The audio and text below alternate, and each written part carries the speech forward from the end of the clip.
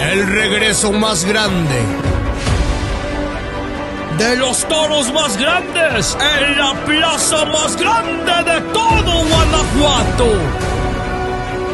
Así mero de espectacular será el próximo 29 de noviembre la Plaza de Toro de Dos Caminos de Cañada Caracheo, donde se presenta el gran regreso de los ruedos de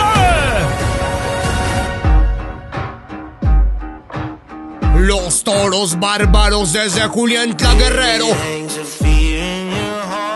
El legado y la leyenda sigue los ruedos.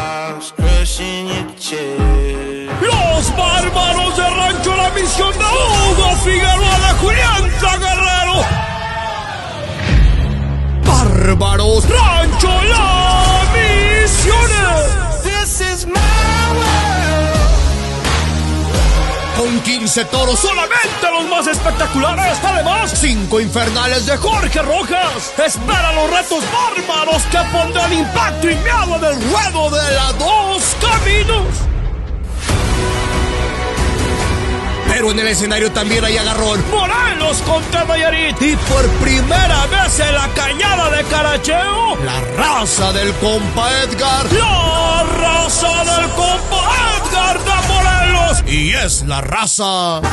Y que retumbe la raza y su norteño banda parientazo. Y el regreso de la internacional banda Ráfaga de Nayarit. ¡Al ataque! ¡Ráfaga! ¡Banda Ráfaga!